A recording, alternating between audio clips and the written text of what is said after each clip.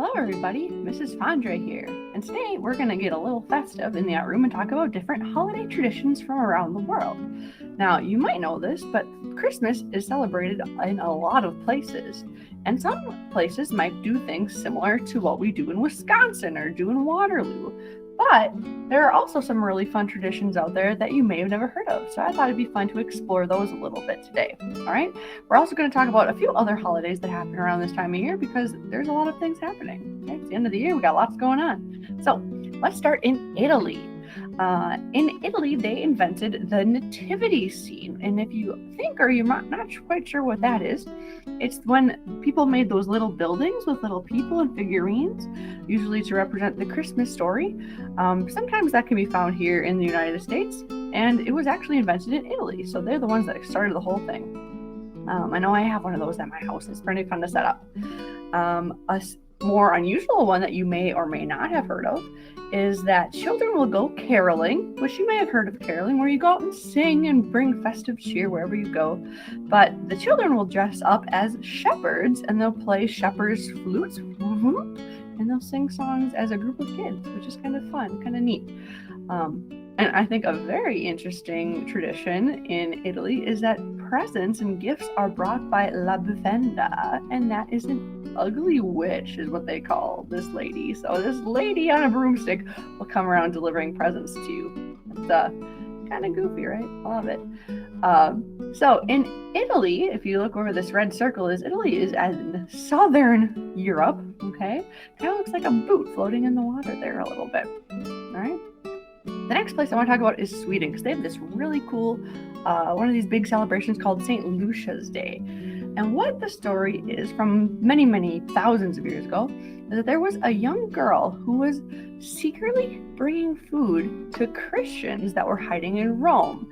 And the reason they were hiding is because people were kind of hunting them down because they didn't always like Christians back then. So this girl, to be able to hand out food and help these people, she would wear candles on her head so she wouldn't have to hold them and she could use her hands to help others. So St. Lucia is all about this girl who wore candles on her head to help others.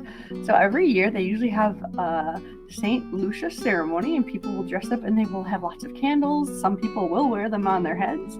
And usually it's the girls that do that part where they have the flames on their head. Oh my goodness, so scary. But there are also boys that help with this too, and they wear white robes, kind of like the girls, but they wear tall, pointy hats called Star Boys. All right, they're kind of involved too. It's kind of fun to see everyone dress up and celebrate this a little differently. So if you don't know where Sweden is, if you go really north in Europe, it's this really long, tall country at the very top, right? Now, Germany I like to talk about because a lot of people that lived in Germany hundreds of years ago, not even 100 years ago, they traveled to the United States, and a lot of them settled in Wisconsin. So we might have some of their traditions here. A really popular one is an Advent calendar. Have you ever heard of that? It's where you usually open little doors for every day, counting down till Christmas, and there's like a little candy or a little treat inside of it. Another tradition that we probably, a lot of people I know, at least in my family, do, they started doing Christmas trees. They're the first people that thought, let's take this tree and put it inside and decorate it. So that happened over 700 years ago. So this is a very old tradition, and we're still doing it, and everyone does it kind of in their own unique way, depending where they live. Gingerbread houses, anyone ever do those or see those? That's also a German tradition. That's about 500 years old. So these are some very old traditions that we keep from Germany around here. All right. And I know some of us may have heard or seen or celebrated St. Nick's Day. That's the day where St. Nick's comes to deliver good presents to the good boys and girls. But someone you may not have heard of is Krampus. He is a big horned monster, and if you're naughty, you get punished by this monster instead. So I hope you're being a good boy and girl, because otherwise you're going to get Krampus trying to take you away. That'd be no good. Germany is almost right in the middle of Europe, so I circled that here. Right in the middle. All right. Let's bring it a little closer to home. Let's jump back to North America, and we're going to talk about Mexico. A lot of times in Mexico, Christmas and that celebration is around the middle of December, like December 16th, all the way into January. And one of the really fun traditions they do there is called posada. I'm probably not quite correctly pronouncing, but it's Spanish for an inn or a lodging. So oftentimes children will run around to houses in the neighborhood and they'll knock on the doors and ask, "Can we come in?" And a lot of times people say no. There's like the story of when Mary and Joseph were looking for some place to live. They kept knocking on doors and no one would let them in. But eventually in Mexico, somebody will let them in and they'll have almost like a mini party there, okay? You might recognize the flowers that I have a picture of here. Those are poinsettia flowers, and those are traditionally grown in Mexico. So that's a tradition that you'll see around here a lot. I know for sure. I've seen some and have some at my home. And this flower is often called Noche Buena, which is for some reason means Christmas Eve, but if you translate it directly, it's more like a good night. So Christmas is a good night, right? And one of the fun traditions I think we should bring back, or I should take up more of, is using a piñata during Christmas, where you string up a filled paper mache figure and you smash it and you get candy. Oh, it's so fun. I wish I would do more of that. Maybe I should include that in some of my traditions in the future. So, in case you're not quite sure where Mexico is, if you don't remember, they're our neighbor to the south. We're actually right next to Mexico. All right. Now, here's one of my favorite goofy ones that I was looking up. Venezuela, people will rollerblade or roller skate to Christmas morning church. They'll close down the roads and people go to bed early so they have enough energy to rollerblade to church. Oh, crazy. I love it. And another thing that's kind of interesting in Venezuela, people will paint their houses before the holidays. Now, in Wisconsin, you might think, it's too cold to be painting your houses. Well, in Venezuela, it's not quite that cold. So they usually paint and get ready for Christmas a few weeks ahead of time, and they make their whole house painted so they're ready. All right. Venezuela is in South America, and it's at the actually north end of South America. So it's right at the top where that circle is. All right. The last country that I want to talk about with Christmas kind of celebrations and traditions is Japan. This is kind of a newer holiday in Japan, and it's more of a time just to spread happiness. Okay, it's not as religious as some other places, and it's almost more of a romantic holiday, kind of like Valentine's Day is for us in the United States. So a lot of times it's time where couples get together and they give each other gifts. So that's kind of unusual or something different. And a really fun thing, their big meal or thing they like to eat for the holidays is fried chicken. So KFCs in Japan will get lists and orders months in advance, so they have plenty of chicken to go around on Christmas. So that's kind of delicious. I wish I had more fried chicken on Christmas. And a traditional Japanese Christmas food is a Christmas cake. And it's more like a spongy cake, kind of like angel food cake with strawberries and whipped cream. It's really refreshing and delicious, I hear. And kind of a fun fact, the shortcake emoji that you might see on a phone is the Japanese Christmas cake. Did you know that? Fancy that, right? So, Japan is pretty far away from North America. It's either across the Atlantic, across Europe, and across Asia over on this little island, or if you'd go to the left or go west, you would be hitting the Pacific Ocean and going around the world that way. So it's pretty far away, but maybe someday we'll get to visit, right?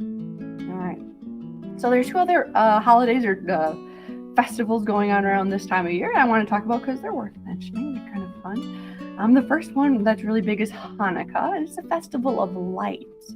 The story goes that back in the 2nd century, so that was this year is 2020, that would have been the year 200. That's a very long time ago. These people reclaimed this temple that was rightfully theirs, and they wanted to celebrate. So they were going to light the menorah, which you can see a picture I have right here. They were going to light the menorah, but they only had enough oil to light for one day. However, that one day of oil lasted for 8. So it was considered like a miracle. They had enough oil for all these 8 days. All right. So today, when Hanukkah is being celebrated, families light one candle a night. So then by the end of the night and the 8 nights, you have all 8 lit. All right. This is also a time where a lot of families get together. They'll play games. You'll see dreidels where you spin tops and you can win things. Chocolate coins are really popular for Hanukkah as well, and kids love getting those from their families. But one interesting thing about Hanukkah, people think it's a really big deal, kind of like Christmas is a big deal for a lot of people, but actually it's not one of the bigger holidays in the Jewish community. They have other holidays. So Hanukkah is important, but there's other ones people value a little bit more. Fancy that. All right. So the last one I want to talk about is Kwanzaa. It's kind of a unique holiday because it actually has like a date when it was invented. This professor in California wanted to find a way to bring people together. They wanted to bring the African American communities together to become stronger. So in 1966, he invented Kwanzaa. And what he did a lot of research, and he dug into history a little bit, and he found some different traditions from tribes in Africa, and he kind of adopted those to come up with his 7 pillars, or these 7 beliefs of Kwanzaa. So every night they also light a candle, but they're for different reasons. The 7 ideas are unity, which is coming together, right? That's the whole point with Kwanzaa. Self-determination, being able to make yourself go out and do things, having motivation to do it. Collective work and responsibility, so coming together and being a team, right? Cooperative economics, which is kind of a fun one where you support each other's businesses and you kind of almost like shop small kind of a deal that we talk about a lot today.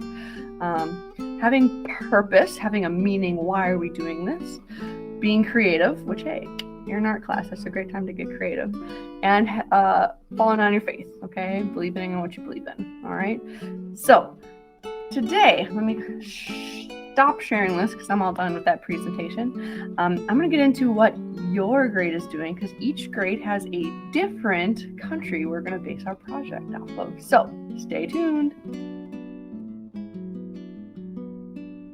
Hey 4K friends, for our country that we're going to talk about and make a project with, we're going to be doing a Christmas tree from Germany. So for this project, you're going to need at least a piece of paper and something to color with, and probably at least the color green and brown for a tree, but probably more if you want to add decorations. All right, so I'm going to switch my camera around here so you can see how to draw a Christmas tree. All right, so the nice thing about a Christmas tree is it has 2 really main shapes that we're going to talk about. The first one, with a green pencil, we're going to just draw a really tall triangle. And we'll make it look a little bit more like a tree in just a minute here. But in the middle of our paper, I'm going to go up, draw a line, and it's at a diagonal. And I'm going to go down. Okay?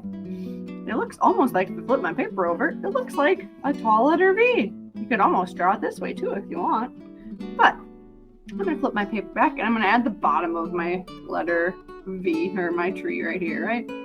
Now, at the bottom of our tree, what is down there that usually helps the tree stand if we have it at home? A tree stump, right?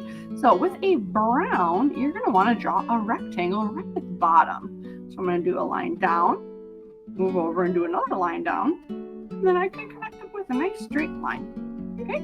If you even want to, you can color it in right away, because usually you can't decorate much of the tree stump itself, so we'll just color it in brown. Now, a tree from Germany, a Christmas tree, is usually kind of almost fluffy or kind of shaggy looking, so it's not perfectly straight like this.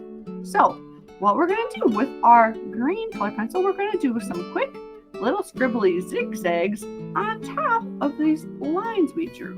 Okay, so I'm going to start from the top and I'm going to go scribble, scribble, scribble, scribble, scribble, scribble, scribble. And I'm just doing little scribbles, and you can see it looks a little more fluffy as I go.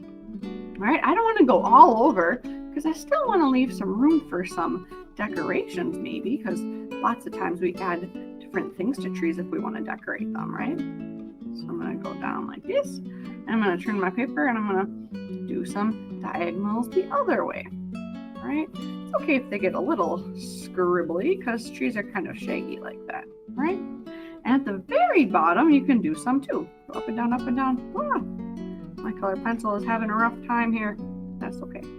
So before you do the entire inside green, here's where you might want to add some decorations. All right, if you just have a normal pencil or some other colors, maybe you want to put some circles, Maybe you want to do a couple different colors. Maybe you want to put a star at the top, and that's with a lot of lines. You could go down, over, down, up. You can practice doing that if you want, or you could just put a big circle on the top too. That's good. Maybe have some family help you out here. But from here, you just decorate your tree and add some ornaments, and when you're all done, you'll go around everything with that green to fill it in. Okay, let's do this one so you can see what I'm talking about. So I'll go around everything else, so it'll eventually all be filled in green when you're all done. All right, so I'm really excited to see your first beautiful decorated Christmas or holiday trees. All right. If you're not a celebrator of Christmas, you could think of this more as just to decorate a tree with maybe family symbols or signs, or maybe put a bunch of like shapes to practice doing shapes. It doesn't necessarily have to be holiday, but I know a lot of people like doing holiday things around this time of year too. So modify it as you need to. As long as we're drawing some sort of a tree, I'm happy. All right. So if you could share a picture with me on Seesaw, that would be great. Can't wait to see what you come up with. Happy creating!